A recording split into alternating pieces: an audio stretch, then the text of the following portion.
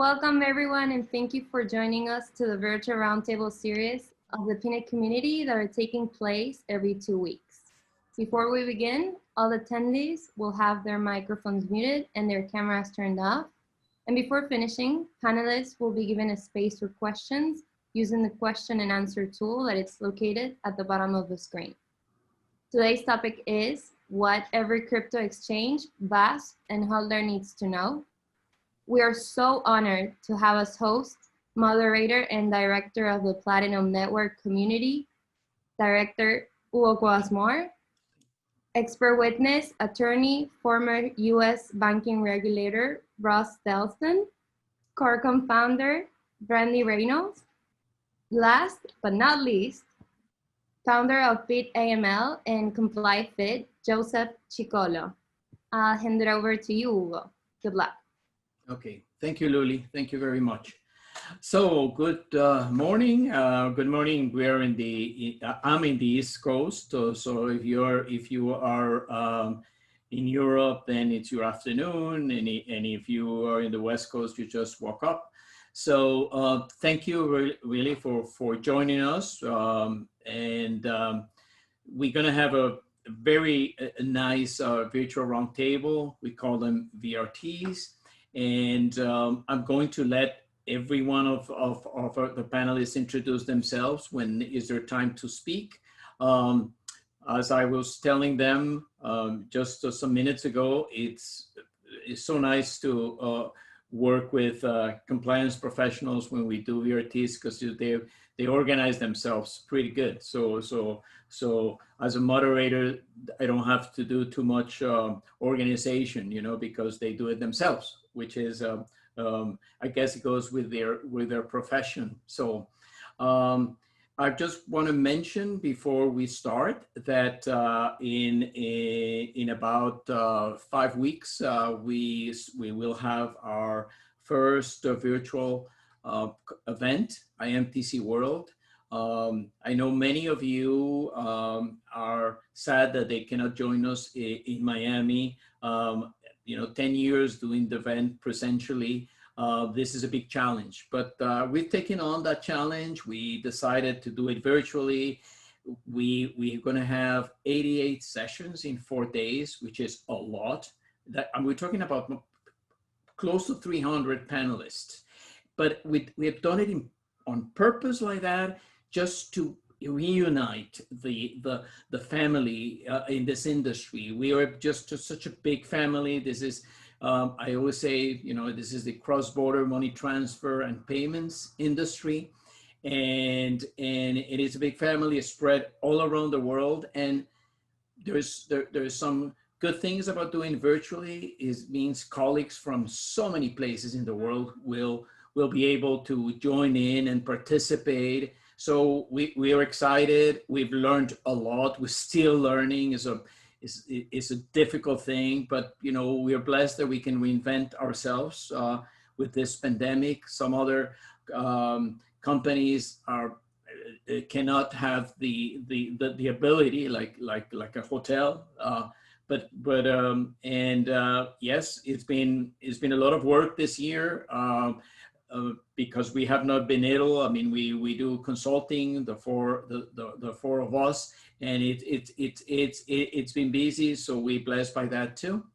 And I'm not going to say anymore. I'm just welcome all of you. I have to say that this virtual roundtable will be recorded, and we're also going to do a short highlight video.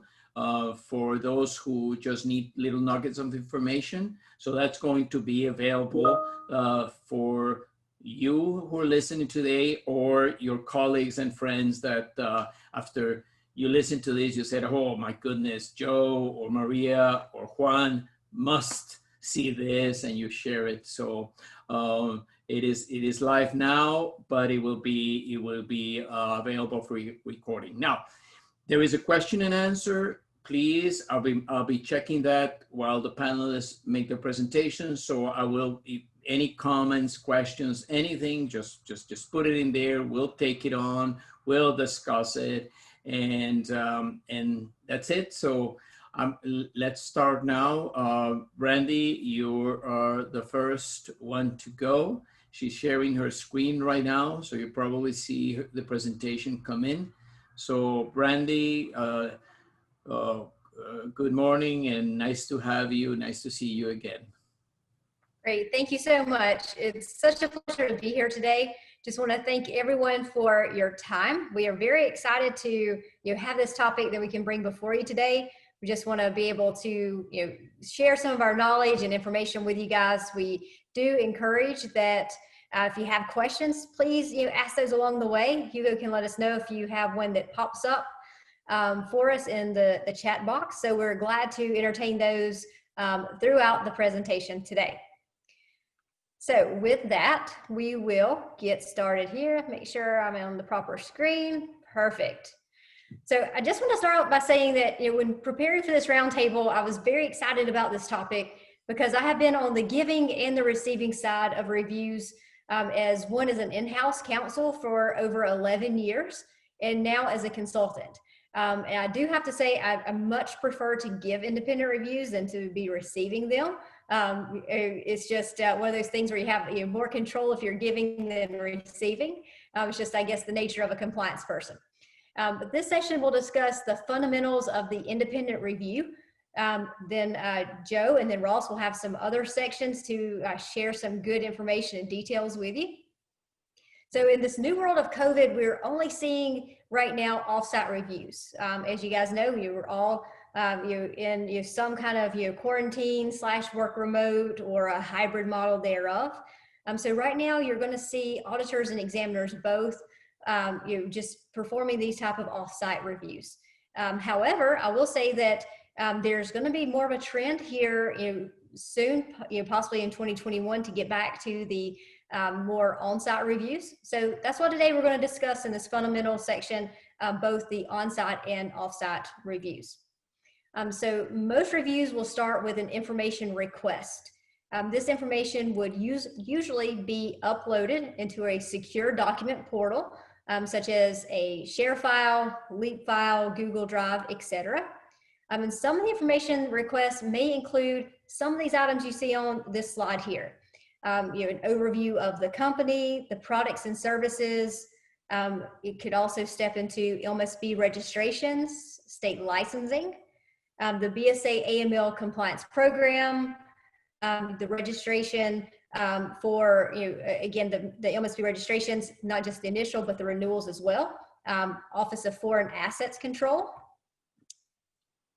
And let me see here. If you do have an agent management program, that would likely be covered as well.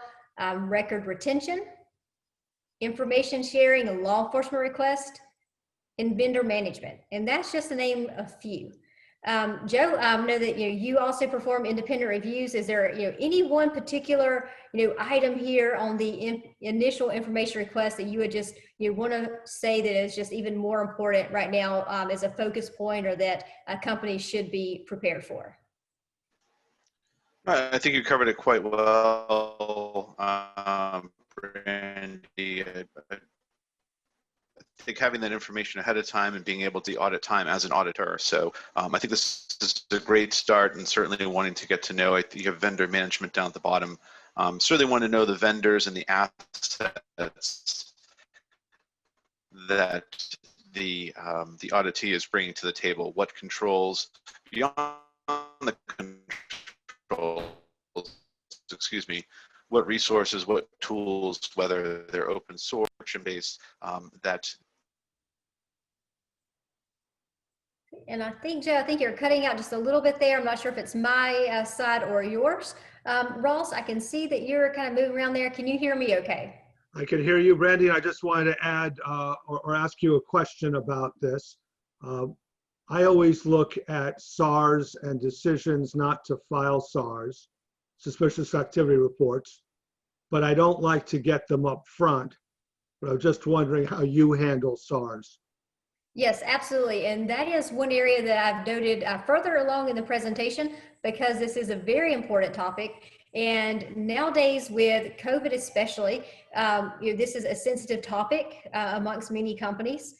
Traditionally, this is something that I would say for an on-site review. Nowadays, if you do not have that on-site review, it's really, to me, up to partially what the auditor feels is a very comfortable and safe approach, but also the company. I have seen many companies opt for more screen sharing of the SARs themselves versus sharing them and sending those electronic files. I will say that in my opinion, and Joe, I'd welcome yours here as well. For me as an auditor, I find that I can look more in the weeds and find more issues or concerns if I'm actually privy to the actual SARs. When you only have the screen sharing capability of reviewing the SARs, I find that it's not as a deep dive into the SARs themselves and being able to potentially find any issues. Joe, do you have any comment on that? Yes, sorry about that. I seem to have cut out earlier. No, I agree with the information shared by Brandi as well as Ross's anecdotes. The only thing I might add, and I see vendor management down there at the bottom, I really like to get to know what tools and what assets the compliance function is utilizing. And that might give me an indication of where I want to look as I sort of fine tune that scope going further into the audit.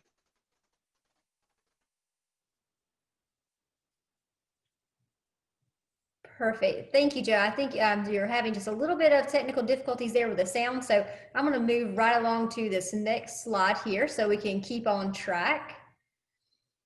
Okay, so before the on-site review, to me, it's most important to just remember that preparation is key. So you want to show the reviewers that you are organized, because if you are organized, it will give the impression that you have a well-maintained compliance program.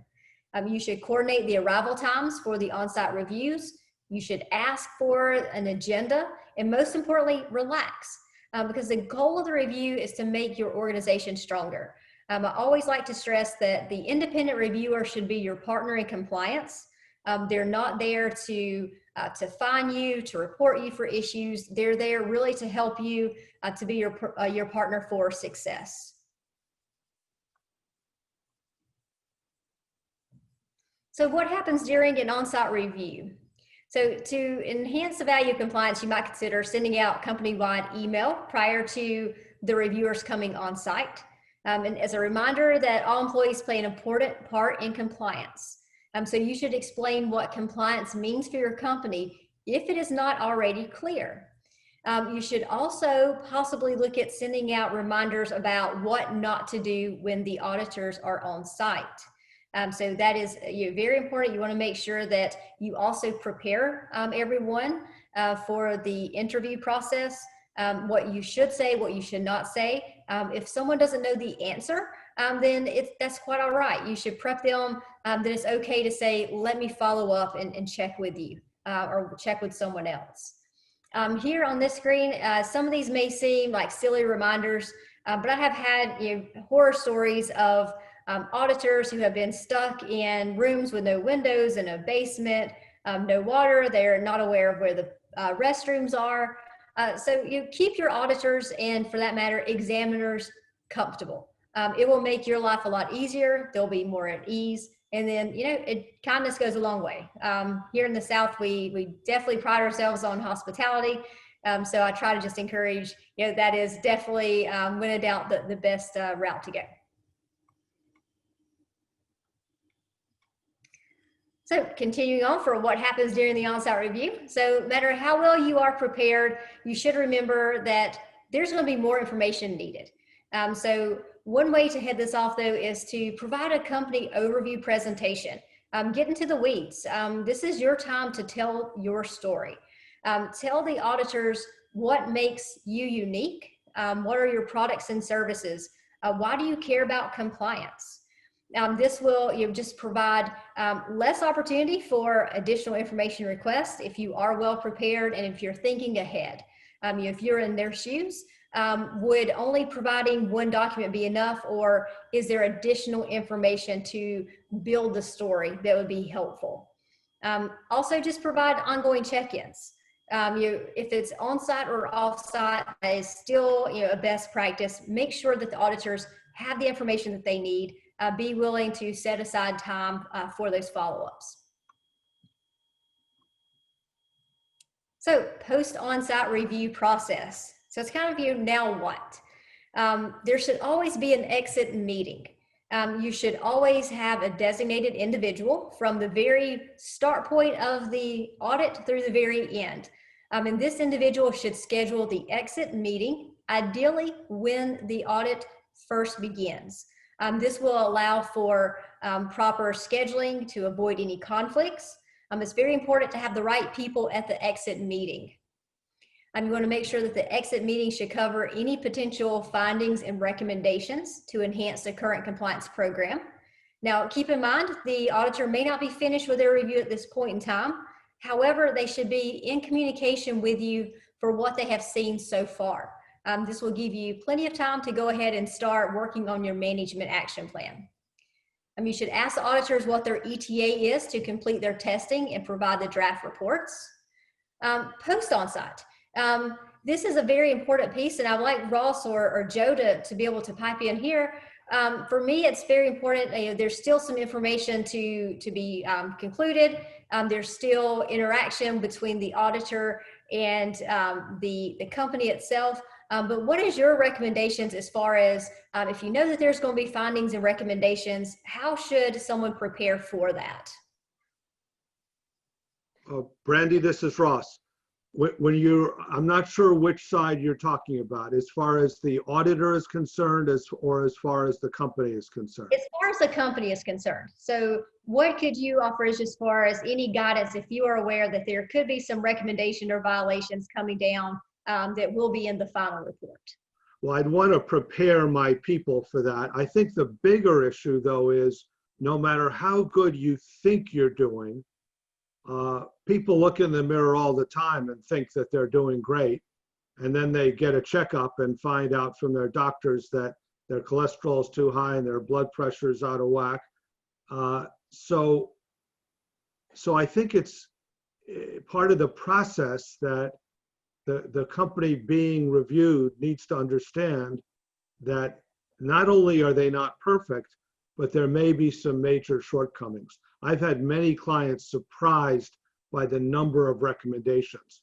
But when they look at the individual recommendations in the report, the review report, they can't argue with them. It's just that they thought they were doing so great. So I would say that preparation for constructive criticism is the key. Thank you, Joe. Do you have something to add? Yeah, I would echo that sentiment.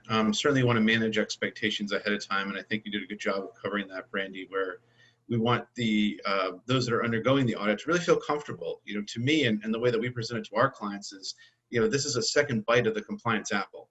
This is your opportunity to hear from others with a different perspective, and it's in a much, as you mentioned, Brandi, sort of softer tone, because it's fellow compliance colleagues rather than an examiner, which can feel a little bit more of an adverse situation. So I think getting out in front of that, managing those expectations, and really having folks. Joe, you're breaking up again. Joe, you might set you up for the post report and the interaction. Joe, you're breaking up again. This is Ross. You might want to close off your other internet applications. Any other internet applications. Perfect. And I'm going to go ahead and just move on to a couple more slides here while Joe is working on his audio before his upcoming portion of the presentation here. I just want to make a note that really for the offsite reviews, they're very similar to an onsite review and should really be treated with the same amount of care and attention, the amount of preparation, and most importantly, just professionalism. There's a lot more coordination that has to go on. While some of us in either the compliance world or corporate world, some of us may be more attuned to working remote than others. So there can just be a little bit more getting accustomed to the process, getting schedules together, that sort. But most importantly, I want to point out this last bullet point, and that is treat video conferences like in-person meetings. And the reason I point this out is I have heard lately some horror stories. I will share two quick funny notes with you. One is from a friend and colleague, and he was sharing a story that he was on a call with someone, and apparently they forgot they were on video call, and sadly, he began picking his nose. Yes, that is a true story, sadly. Another one was where a CEO was being interviewed as part of an independent review, and he was sitting on his couch in his pajamas. So, it's very important just to make sure that you do take the reviews, whether it's an independent review or a state examination, take it seriously. That will make sure that all the way around the company seems well organized and put together. Because if you present yourself in a manner that's less than professional, then unfortunately the auditor or examiner are likely to think that there's problems, that maybe the company has similar issues, maybe some sloppiness with compliance. So that's just a good point to keep in mind there. Brandi, if this is Ross, if I could add to that just real quick, I always tell people, and I also tell myself, wear pants, because even though you can only be seen from the waist up, there might be a time you have to get up to answer a phone or close the door or adjust something, and pants are really good. Pants, yes, very, very good, good advice. And I'm going to say something too, because this is a subject that I've also discussed before, and I say this mostly to younger companies, startups, which maybe younger people who I tell them, look, especially maybe I'm conducting a meeting with a bank, a new bank, and I say, look, it is, yes, it's a lot about appearances, and sometimes as you get older in life, and I can say that from this point of view, you feel that you understand how appearances work, and when you're young, maybe you don't care too much about them because, hey, you have to be cool, who cares? But I tell you, it is a reality. It is a reality. Appearances mean a lot, and it's like when you're gonna sell a house or sell an apartment, you clean it up, you make it look good. So the buyer has a good feeling. It's the same thing. Appearances really matter, and an appearance of organization, of really having all the details taken care.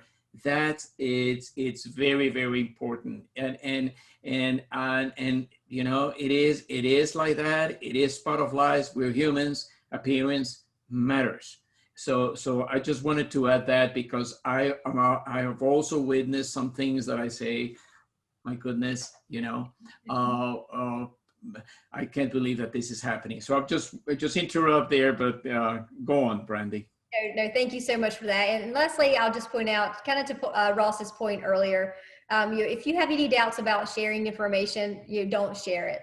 Also, in the days of offsite reviews, I am not an IT professional by no means, but I will stress the importance of understanding what controls your auditor has in place.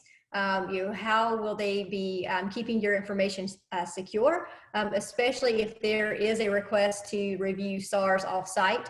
So it's very much up to you to ensure that your information is kept secure and confidential. And just remember that schedule calls, stay in touch, and just promptly respond on both sides for both the auditor as well as the company. So with that, I will stop sharing my screen and we will move on to the next session.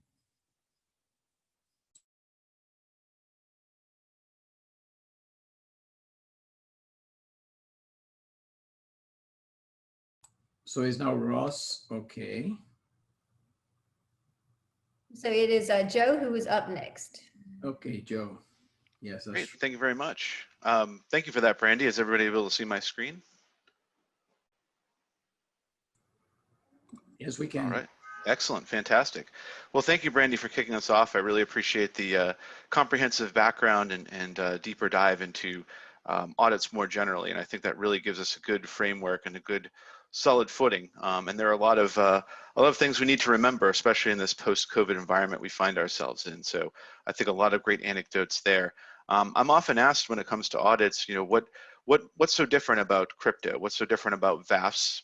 And exchanges, what should we keep in mind? What are some of the things that will change? And I think beyond changes, it's much more than that. It's not substituting different components of an audit, but rather augmenting them and adding new features to your audit. So in some ways, it's actually getting larger rather than having certain aspects replaced. And I'll dive a little bit deeper into that as we go through.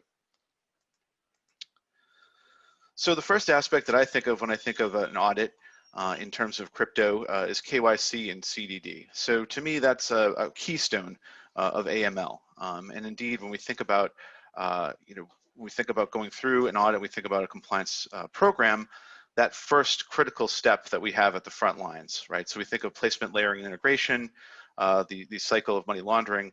At that critical first stage, that placement stage, is where we as financial institutions have the advantage. And KYC is a strong part of that. And so we really want to see what it is the exchanges that we're looking at have in place for that. So in the world of crypto, KYC is often on a tiered basis based on, among other things, transactional amount, customer type, and other risk factors, taking into account the risk-based approach. Now with these different tiers, it's a mix of hard and fast rules, things that we can't change, like $3,000 or more, you need to obtain the customer's taxpayer identification number, as well as compliance best practices. And we really want to see how well thought out these practices are. In the context of crypto, and I think this maybe applies generally as well, we want to see what maybe there are in the way of tripwires in these compliance, in these KYC controls. And what I mean by that is if a customer is staying within tier 1, for example, they're doing a lot of small transactions, and seeming in a way to not want to go up to tier 2. Is there a reason for that? And putting ourselves in the position as auditor, are we seeing any reason why that may be so? Are there any instances where we like to call promote a customer to the next tier? So in other words, based on volume, velocity, or reoccurrence, is there a way set up as a mechanism in the KYC to move that customer up to that next tier? Is something that I would be very interested in seeing in that process, right? So when we think of that, we don't want to think of silos with KYC tiers. We want to make sure folks are moving up to that next level. Indeed, that's something that has been pointed out to us through folks that have gone through examinations and through audit processes. Staying on the KYC and CDD theme here, the funds travel rule in the world of crypto, I think it's been analyzed. I don't know if overanalyzed. I'm not yet prepared to go there, but there's certainly been a lot of content about the travel rule, and it's very easy to find an article, and I think everybody on this panel has contributed in some way to that dialogue, whether it's an article or a panel or some sort of interaction. So for those that aren't familiar with in the way the crypto space works, fundamentally, the travel rule at this point is technologically infeasible. That is to say, there's no known solution or universal solution to adhere to the travel rule in the crypto space. It has a lot to do with the architecture of Bitcoin. We don't want to go too far down that rabbit hole, but suffice to say, the technology is not there the way crypto has been designed. So what that leads to is inevitably you are going to write folks up for not being in compliance with the travel rule. So I've just given you all a freebie as auditors right there. But beyond that, we don't want to just say pass fail. We want to add some information. We want to help people out. And I think that was a theme that Brandi hit on, and Ross and myself. We really want to be helpful as auditors. We want to be there as that second bite of the compliance apple. So let's look at what are they doing around the funds travel rule. Are they collecting the information in the funds transfer rule, which is obviously the information that we used once we were able to find a way for that information to travel? Are they obtaining that proper information, and what good faith efforts have they made to comply with the travel rule? We were speaking to an exchange, and they'd signed up to participate as a beta for a technological solution to the travel rule. Others had said, hey, we attended these webinars, we're part of these industry groups, we meet with our regulators, and we discuss what our latest news is in that area. These are all great things that you want to highlight in an audit, and you don't know until you ask. And in some cases, the auditee may not even volunteer that, not knowing that this is perhaps something that could contribute to your writing. So definitely want to dive further into the travel rule. And not to be outdone, last but not least, at least as it pertains to KYC, OFAC, so Brandi had mentioned that before. OFAC screening, that's not just for names anymore. Now we have screening for OFAC addresses. And folks in the crypto space are savvy. They know that this is going on, but definitely something to keep in mind if you're new to going into the world of auditing in the crypto space. You definitely want to see what controls and what mechanisms the auditee has for screening addresses and not names. And most of the service providers out there, the vendors that offer this as a service, they were pretty quick to adapt their technology to be able to offer that services to their customers. But definitely something you want to keep in mind, and be sure to make that a dynamic aspect of your write-up in terms of OFAC and sanction screening. Joe, I wonder if this is Ross. I wonder if I could ask Yes, sir. on KYC and CDD. Please. Because you've laid it out here correctly. The term KYC, although it's widely used by crypto exchanges, does not exist in US regulations, US law, or US guidance. Does not exist. The term CDD, customer due diligence, does exist for certain kinds of financial institutions, but it does not apply to MSBs. Money services businesses and crypto exchanges are treated as MSBs. So MSBs are in a strange category where the normal requirements of identifying your customer are not required at all under $3,000, and over $3,000, it is only required to a limited degree. This is a quirk of US law. It is contrary to international standards. The international standards are everybody gets identified from the first fiat dollar or first Bitcoin or a portion thereof. And just one other quick thing about funds travel rule, just to explain it a little bit, this is about transferring information about who's sending the crypto to the recipient. So the name, the account, some identifying information. And even though the blockchain, for example, the Bitcoin blockchain has enormous amounts of data, there is no room for this information in the blockchain. So there has to be a parallel technological or technical fix. And since there isn't a central group, a centralized cryptocurrency governing council, there are many different approaches to how to solve this problem. And the conventional wisdom is there will be more than one technical solution to getting this information, having it move as the transactions are moving. There'll be more than one solution. Sorry for the long explanation. So, add there. So I do also Please. have some clients that are taking an extreme conservative approach in regard to the travel rule, knowing that there is no full solution, and they're trying to put internal controls in place to minimize potential for a transaction where they cannot knowingly obtain necessary information to comply.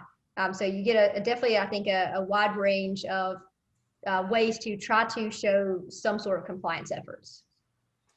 Yeah. Look, thank you so much. I'm going to intervene here because really it was so well explained, and the three of you, and for me, is really very good. I'm not a compliance expert as a consultant. I just help companies kind of figure it out, a lot of things. But this has been just gold for me, because I'd never seen this as well explained as the three of you have done. Really, really thank you. And I have a question. Like I have a client who was in OFAC and he's not anymore, and it still has problems because he's still in OFAC, and he's just telling these financial institutions, look, it was a blip. I'm not anymore. Anything you want to say about that? Or there's really, I guess, nothing to do, just let the time pass. I don't know. I mean, what do you think? Any of you, Ross? Hugo, I just want to make sure I understand the question. You have a client who's on the OFAC SDN list, the specially designated nationals list? Yep.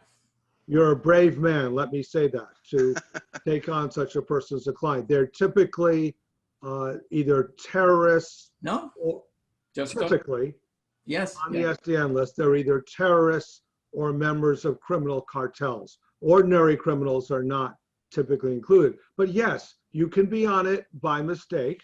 You can be on it because you have the same name. If you have, for example, an Islamic name, many people who've been who are followers of Islam, who've been on the Hajj to Mecca, will include the name Hajj in their name. So there are many people of the Islamic faith who have the name El Hajj or Hajj in their part of their surnames. And then, of course, the name Muhammad is one of the most popular names on the planet. So it can be really tricky. If you're saying that this person got off the OFAC list, but is still worried about being picked up by the automated solutions that everybody uses, then I think the only thing they can do would be to explain that to the financial institutions they're dealing with up front.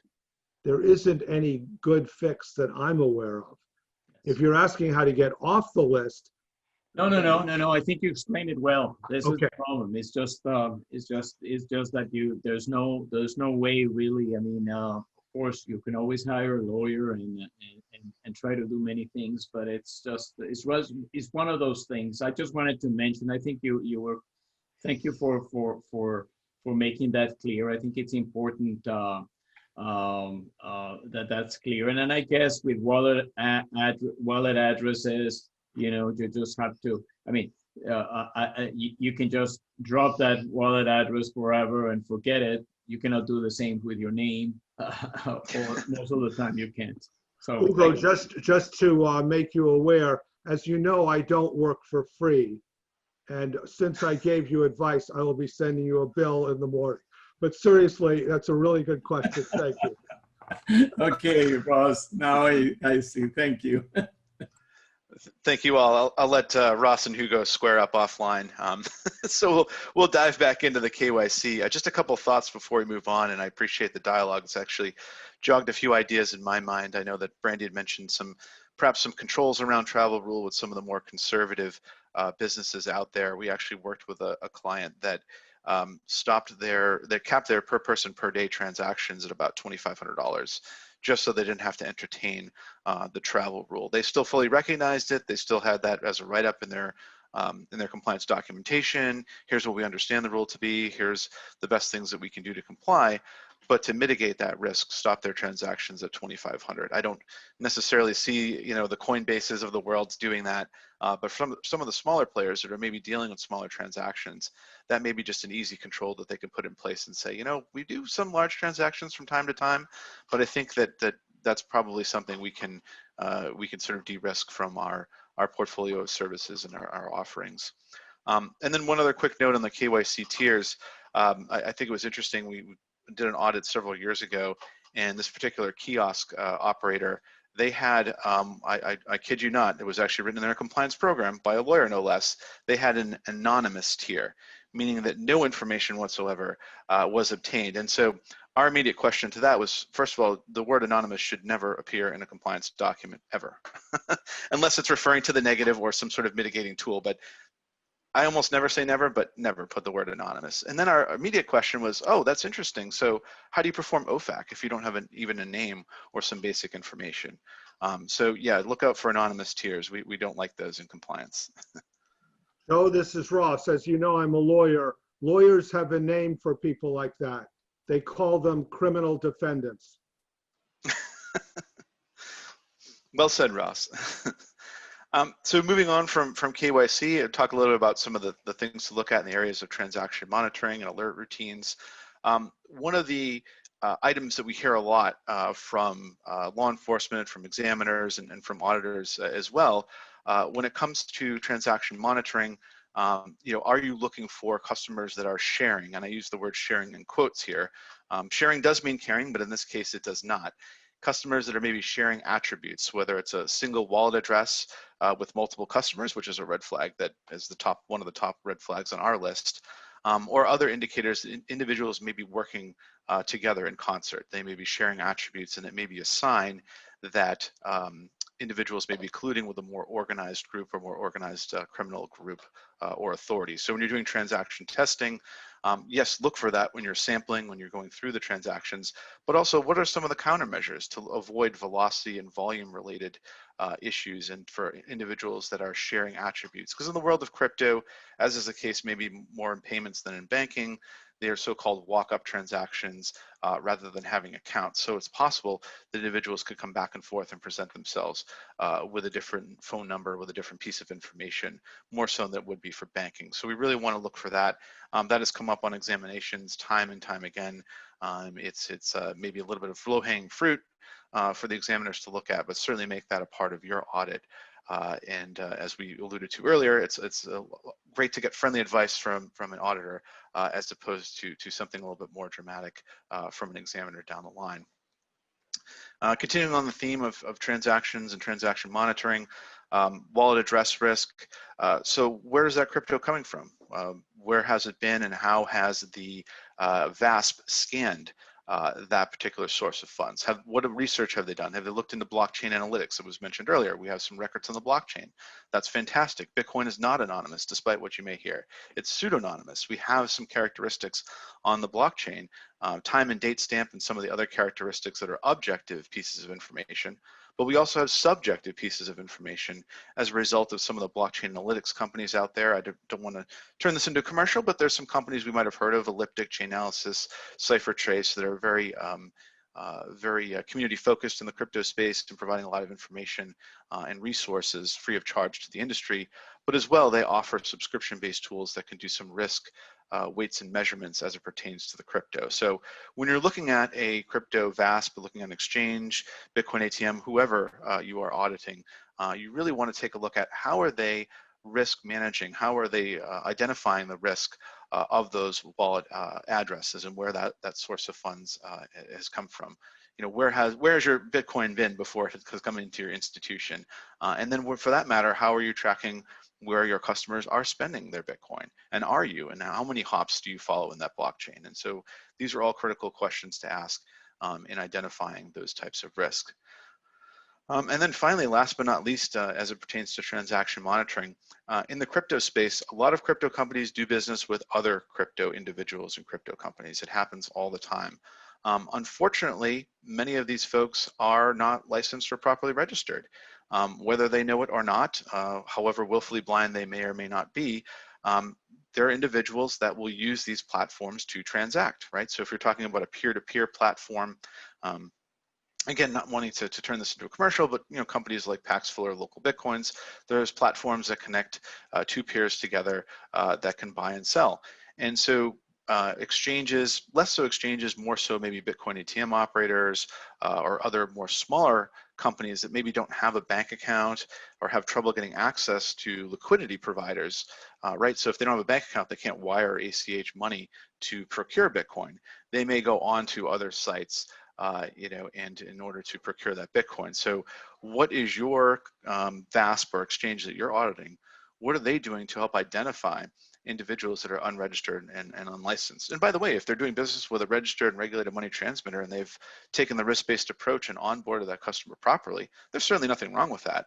But again, unfortunately, there's a lot of folks that, whether they know it or not, would be considered or should be considered a money transmitter, but are operating either under the assumption that they are not or are trying to skirt those rules. So that's a critical question in my opinion. What is that particular company you're looking at? What controls do they have to identify these unregistered or unlicensed money transmitters? Joe, this is Ross. Can I just add a quick legal note? I guess Absolutely. Since I'm a lawyer, I keep adding legal notes. Under U.S. federal law, it is a crime, not just a violation of you know, a civil or administrative violation. It's a felony. It's called 18 U.S.C. U.S. Code 1960, Section 1960. It's a felony not to be licensed in the States, and it's a felony not to be registered with FinCEN, Financial Crimes Enforcement Network. So dealing with them with an unlicensed money transmitter is high risk. And then add to that, as Joe said, peer-to-peer individuals who are in the business of exchanging cryptocurrency and or fiat currency may not realize it, as Joe said, but they are required to be licensed and registered, and they are treated as if they are any other crypto exchange. They're treated as an MSB. Joe? Yeah, great point, Ross. And coming from the world of banking, that was for us, there's nothing, SARs are subjective, but there's really nothing but automatic filing in the case of identifying an unlicensed money transmitter, as Ross alluded to or stated so eloquently. It is a felony, and I believe it's punishable by up to 5 years in prison and substantial fines. So beyond suspicious and unusual, that is criminal, which I would argue is the next step up. And so therefore, nothing is ever automatic, but I think that would be an automatic SAR if it was my institution. Continuing on and turning the page a little bit, when you are doing an audit, it's important to remember to look at what is the due diligence process for evaluating cryptocurrency coins that are being supported on the platform. So I make it a point to tell our clients, and for that matter, the broader industry, not all cryptos are created equal. They all have different attributes, different affinity groups, audiences, underlying technological architecture. Cryptos are very unique and dynamic. So I think we all know Bitcoin. It's sort of the lion's share of the industry overwhelmingly in terms of market cap and overall awareness. But there are quite literally thousands, even tens of thousands of so-called alternative or altcoins that are out there. And it's not uncommon for exchanges and VASPs to support multiple coins. And coins sometimes come and go. I think maybe we could make an argument the top 4 or 5 have sort of been there for some time now, but usually the top 10 or 20 coins, there's some jockeying for position and some coins come and go over time, and just like businesses do. So we understand that. But what is the VASP doing to, on a risk-based approach, review those particular coins and assign proper countermeasures?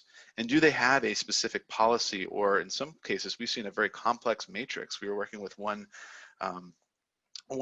audit we were doing for a large exchange, and they had this complex matrix that had all these different components that they looked at before they were able to support a coin on their platform.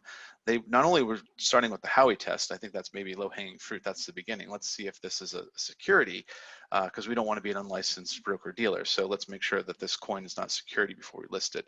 But also having a test for administrator, which comes from the initial guidance from FinCEN, meaning is this a coin that someone or someones have put into circulation and are offering redemptions, meaning they can control that coin. So if it's an administrator, it would therefore be a money transmitter and would obviously have more responsibilities from a compliance standpoint. So having these little tests interwoven, again, not necessarily saying one is a disqualifier, but rather looking at it holistically and saying, this is what we're thinking about before we offer support for a coin.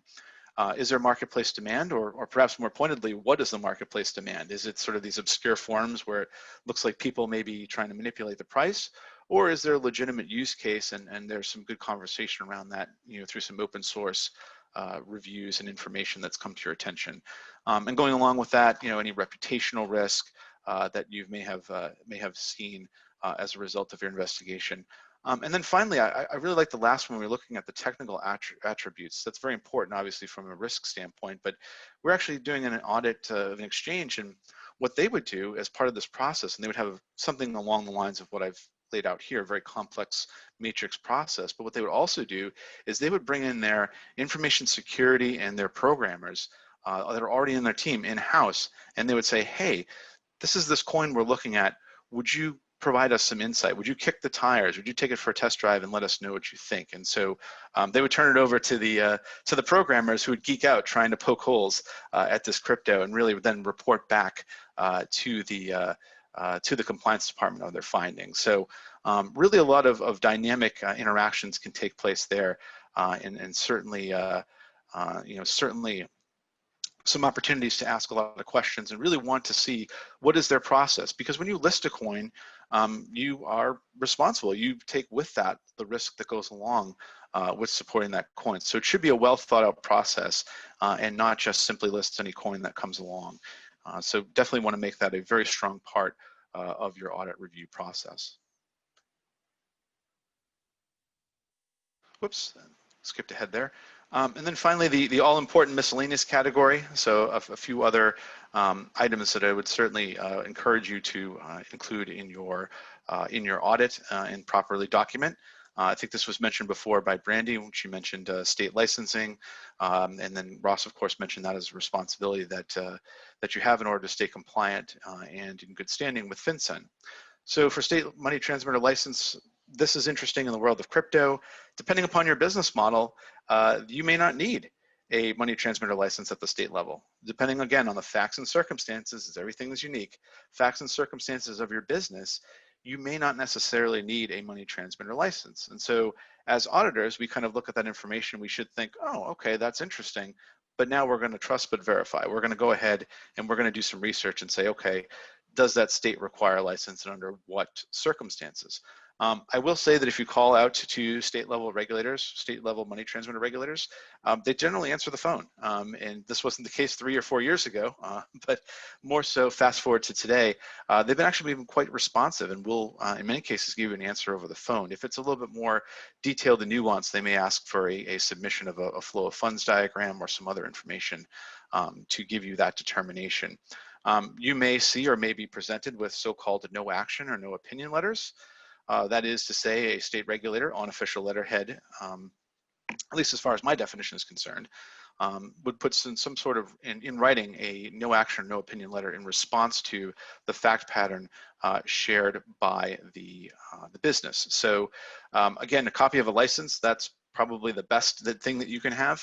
Short of that, if we want to kind of go down the list here in the ladder, having some sort of no action or no opinion letter, especially if it's addressed directly from a regulator specific to the business. There are some states that will give you a blanket email, California and Virginia come to mind, where they'll just basically say, based on what you've told us over the phone, we don't think you need a license. And it's sort of this very carefully worded with many qualifiers email letter that doesn't specifically mention the company by name. So definitely want to dig a little bit into that and ask as many questions as you can about licensing.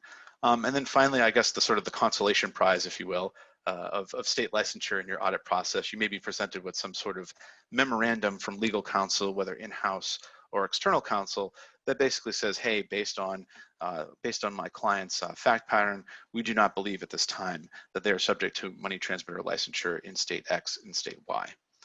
So definitely want to be asking a lot of questions about that, and certainly want to make sure that they're in compliance with the state money transmitter licensing requirements, as Ross alluded to earlier. In order to stay in good standing with FinCEN, you're attesting to and you have obtained, where applicable, all proper state licenses for states within which you operate or maintain a business. Continuing on down the line, employee oversight. This has become a little bit more of a hot topic lately in the world of crypto as it pertains to employee trading and preventing market manipulation, having policies and procedures in place, and understanding that those within a institution in crypto and a VASP or an exchange may have access to information that others do not. And one of the things that we hear a lot about, and as a point of emphasis, is if you are an exchange or you're a VASP and you are, even if you're not as big a name, but you are big enough of a name, where you list a particular coin on your exchange and you are considering listing that coin, that could be a market mover. That could push the price up for crypto. So we have what's called wall cross as a control in the crypto space, and that means for a determinative period of time while an exchange or a VASP is reviewing a coin and considering to put it on, offer support for that coin on their platform, they will restrict their employees from purchasing, whether through their platform or another, that particular coin. And the thought process behind that is if an exchange comes out and says, we now offer support for coin X, coin Y, well, the value of coin X and coin Y, not always, but generally will go up because there's some validation. Right now it's more readily available. There's an exchange, a platform that has said, yes, we kind of in some ways give an indirect stamp of approval. So that could have the ability to move that particular market. So if anyone has that information ahead of time, they're trading with an unfair advantage. So what controls and what systems are in place within the VASP and exchange that you're looking at that is taking these steps? And the state of New York has really stepped up to the plate and led the way, at least as far as the state level is concerned.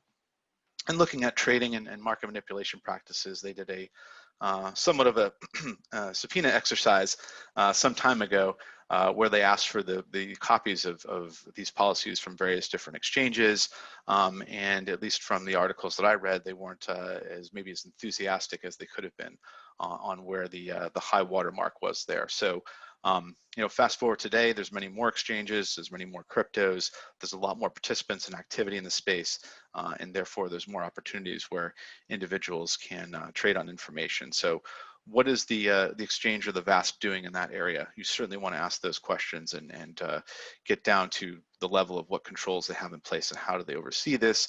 Is there some sort of declaration that employees make, especially those at a higher level that have access to information? Do they have to disclose their holdings and their activities in crypto to the institution or to legal counsel? These are some of the questions that should be asked. And then finally, I think this one is really interesting. And this has just come out of a personal experience doing audits. It's interesting when you talk to, and Brandi had mentioned this before, you're talking to senior management and you want to talk to the compliance personnel as well. What we found in some of the audits that we've done is that the leadership team and the executives, they're very excited. They're talking about, we're going to add this product and this service, we're going to move to this geography, and we're going to do all these great things, and really a lot of ambition and what you might expect from the business or the sales side of the house. A very proactive, we're excited and we're glad you're here doing this audit because this is validation and we're doing some amazing things. And then you sort of juxtapose that with, well, we talked to the compliance department, there's 2.5 people there and they're each working 20-hour days and they're looking for more resources, and it's okay, well, this is not going to scale well, right? So we've pointed that out in several audits that, while we appreciate, and generally it's true, that the AML team is working very hard, they're diligent, they're working long hours, they're very ambitious, and that's great. But when we juxtapose that with where the company is going in terms of their trajectory and maybe some of the forward-looking statements they've made, we're saying in our brain, this is just not going to scale. And we can see where this is going to have some burnout and can have some impact. We don't want to be in a position where we're using crystal ball, because our job as auditors is to look at what we have in front of us. But I think we can be in a position to make some recommendations, and that could be things like we need additional personnel for this company, or they need to bring in new resources, or perhaps management should hit the brakes a little bit and maybe have a more focused aspect and way in which they present potential new business opportunities to the compliance department for immediate feedback early on in the process. So, are the ambitions mapping to the realities of the compliance department? And this one is very unique in the sense that crypto is very fast moving, fast paced. If we think about traditional banks, I think they would kill for 1% year-over-year growth, right? So it's a little bit different in traditional banking, maybe not something we're used to, but in the world of crypto, where things are just going so fast, we're going to add 100 ATM machines, or we're going to add this service or that. We want to make sure that these things are aligned. And if we're in a position to make that observation, whether at a high level, as I have here on this particular bullet point, or more macro features of the audit that we see along the way, those are definitely things that we want to point out. And so I will close on that note and hope to bring in some of my fellow presenters if there are any pieces of feedback, and certainly welcome any questions we have from our audience that has joined us virtually today. Thank you very much. So this BRT was planned for 75 minutes, so we have 15 minutes to go before we close down. So some of our participants that don't go, I know it's almost an hour. It's noon in the Eastern in the Eastern time zone. So Ross, is you to close off this great panel. Thank you. Thanks very much, Hugo. Thank you, Joe and Brandi. They had the difficult part. I hope you can see my screen right now. That's why they went first. So I'm just wrap up. The anecdotes that I'm about to tell, the slides that I'm about to show are all real things that I've experienced with various financial institutions, not just MSBs, not just crypto, but they could apply to anyone being audited or reviewed, any firm, any company, any MSB. And yes, I was at a reception for hedge funds. Hedge funds receptions are the best because they have the best food and drink, because they have the most money. And I run into a CCO, Chief Compliance Officer, and I ask her, So just curious, you have a voluntary AML program. Hedge funds are not required to have an AML program under US law. Who does your independent audit? Oh, she says, I do it. I say, so you're the CCO? Yes. I say, so do you think that's independent? Well, no, not really. Now, what about somebody who reports to the same person the AML compliance officer reports to? This is a very nice lunch at a broker-dealer's office, talking to me about doing an independent audit. And I asked if they'd had one in the past. Oh, they just had one done by one of the AML compliance officer's colleagues. And this was the same person who reported to the general counsel as the AML compliance officer does. I said to the AML compliance officer, do you think that's independent? Well, no, probably not. And then what about the people who draft your PPCs, your policies, procedures, and controls, who conduct your training, who've done your risk assessment? Could they be the independent reviewers, the independent auditors? Quick answer is no, because they can't be independent and evaluate their own work. The MSB manual, which we haven't talked about, Money Service Business Manual, produced by the feds, is clear on this point. Independent means independent in just all possible ways. The person has to be qualified, so if they're an internal auditor, it doesn't matter that they audit the firm for big companies in all sorts of ways. What it matters is that they have experience in the BSA AML field, and often they do not. If it's an external auditor, meaning a CPA firm, it could be in theory. In practice, my experience, when I hear that the external auditor, the CPA firm, also does the independent AML audit, the first question I have is to ask more about the actual audit. And this is a true story. I asked the firm whether there were many recommendations brought forth by the external auditor in their independent AML audit. And the response I got was, oh no, we got a clean bill of health. So that's a fail right there. That just is not possible. So in theory, yes, in practice, no. Should be done periodically, but the feds and the states have not said how often that is. The only regulator that has said how often it is FINRA for broker-dealers. But annual is a best practice, not because I want to keep Joe and Brandi in business, but because the cryptosphere changes so often, so quickly, that you really have to keep up. And so it's a best practice. If it's more than 2 years, I consider that a red flag. If a financial institution comes to me and says, you know, it's been 3 years, I know there are problems. 2 years, though, for a traditional MSB might be okay. A traditional, not a crypto. So again, never do's, recommendations to the report. Other never do's. If the auditor blindly accepts management statements, oh, management's doing a great job, and then puts that in the report. I've seen some strange things in my career. Doing this, being in the AML world for 20 years, you see a lot of strange stuff. You see insufficient testing, for example, of things like, CTRs if the firm accepts cash, insufficient testing of CDD, KYC files. You need to have random sampling and judgmental sampling, meaning here are the parameters of what we want to look at. We want to look at the months of August and November, and we want everybody over a certain amount. That would be judgmental. Random is just give us anything you have in any month over a certain amount. And I've seen independent audit reports that are totally statistical. This was an MSB that was reluctant to show me the previous auditor's report. And I said to them, I started to get worried about the client. You know, will I be able to see this at some point?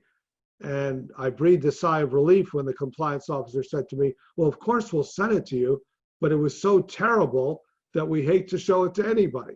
It wasn't that they were trying to hide it, it was all statistical. So strange stuff. I've seen cases where the financial institution will keep the same reviewer or same firm for more than 5 years. That is a never do for me. I actually have been asked to do that, and I say no. After 5 years, you need somebody a new look.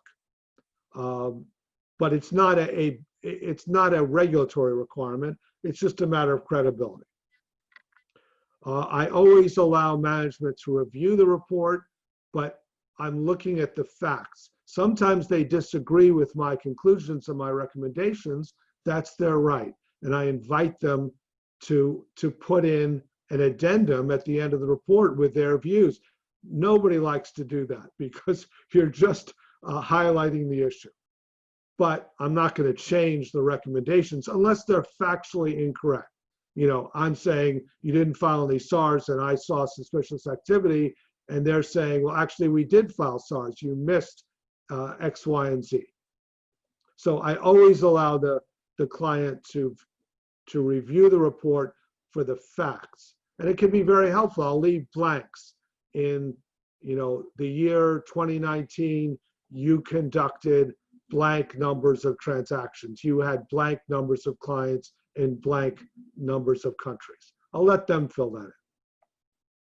Other things that the auditor, the reviewer should never do is you should get a list of the compliance employees, the senior officers, the board of directors. You want to interview ideally all of the compliance people, a good chunk of the senior officers, and at least one board member, board of directors member, ideally.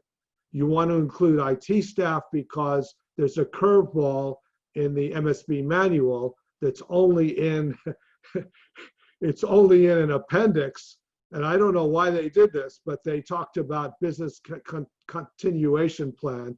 And the reason I'm having trouble saying that word is because in the industry, it's called a business continuity plan, but the feds call it a business continuation plan. So what is this? The answers I sometimes get recently are, oh, well, you know, Ross, you're kind of old. We use the cloud. Well, wait a minute. That doesn't mean you have a business continuity plan. Where is the cloud putting its data? Oh, it's just down the street. So if the electrical power goes out, you're all done, you're toast. Just because it's on the cloud doesn't end the inquiry.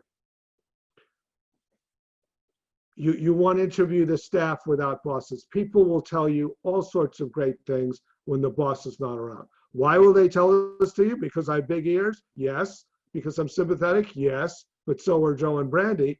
They tell you because they're unhappy. They're not happy with what they see, but they can't get management to move.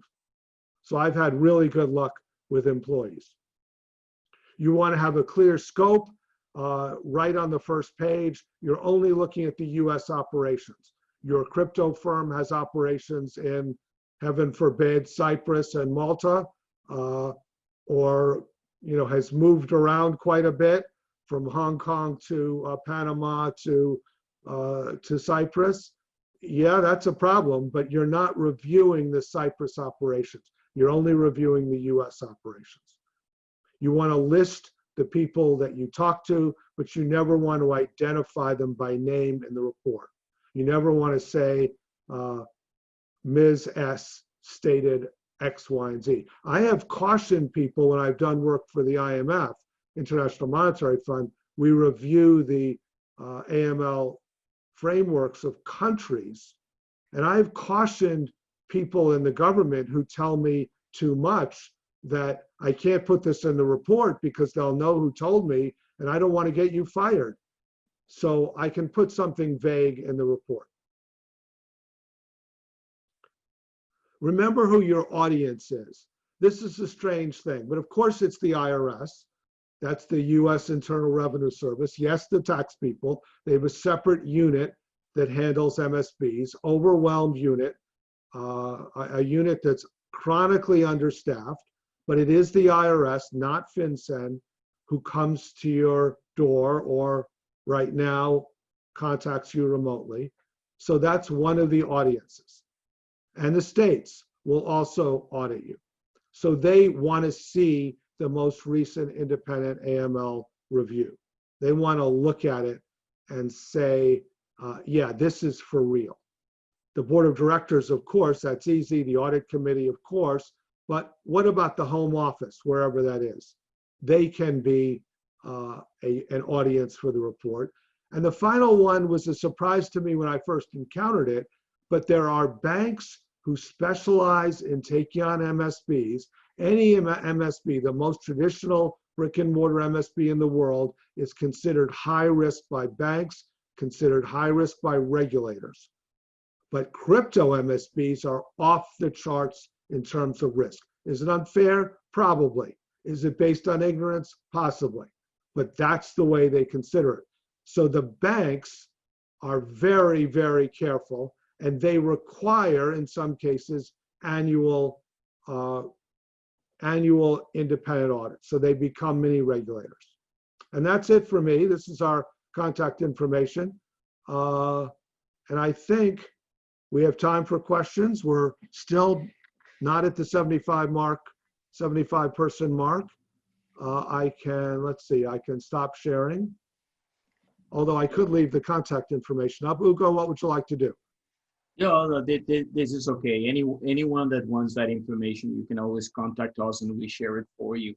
I tell you, Ross, I love your comments. I really do.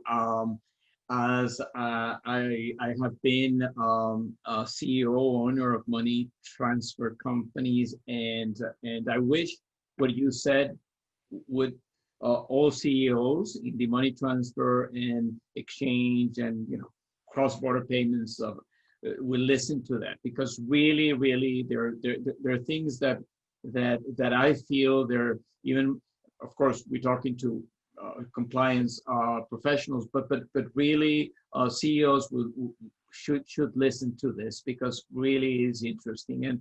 And I just listening to you, I'm going to make an effort in that. I don't know how, but my mind is spinning because it is important for CEOs or CEOs to listen to this, to know this and act upon it, because it's based on so many years of experience that you have had, and every single one of those comments just made sense to me. So really, thank you.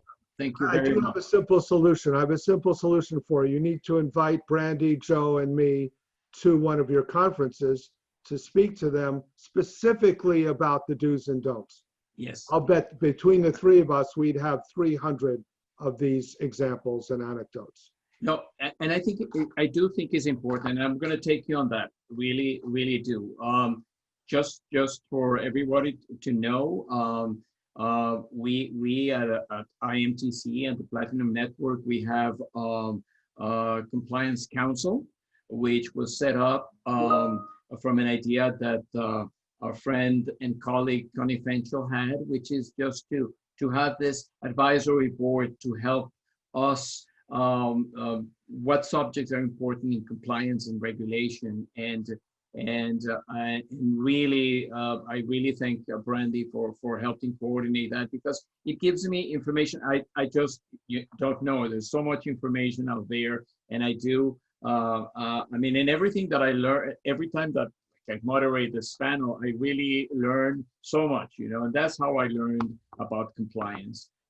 Well, in the past, because I had to, because I was running operations, but now in the last 10 years with IMTC, just listening to all of you, and it's amazing how compliance have evolved just in the last 10 years. And I could go back 30 years since I've been in business when there was no compliance, and compliance was just, are we afraid of this guy? Is he wearing too much gold? You know, we started with compliance like that, really. I have so many anecdotes from the beginning because the word didn't even exist, and we were just trying to be careful and logic about it. So thank you so much. Our time is up. I'm glad to have all of you. Luli, I think we can end this panel like this. Thank you, the three of you, and thank you for all the participants that have attended and stayed on past the hour, because I say past the hour because it's normally the amount of time people reserve for panels like this. So thank you very much. Hugo, this is Ross. Last word. I don't want to scare you, but we had at least one federal banking regulator listening in, a person who's a friend of mine. I love that. I love when they're present. I've done so much to try to get industry and regulators together, and academia and the industry together too. We have had Sabith Khan, which is the head of IORM, which is a network of academia and researchers. So this is great. We're getting together because we all want the same thing. We just want a healthy industry and serve our clients and customers well. That's what we want. Thank you, Luli. Thank you all so much for joining the virtual roundtable today. I hope you have enjoyed this amazing discussion and our wonderful panelists. I invite you to visit platinum.net. Let's join, let's connect, and together be part of this great community. Thank you so much again, Ross, Hugo, Brandi, and Joseph, and I hope you have a wonderful week. Thank you. Thank you, everyone. Thank you so much. Thank you. Great job, Joe and Brandi. Hugo, great job as moderator. Thank you, Luli, for your technical skills. Thank you, Ross. I think Bye. we're saying goodbye.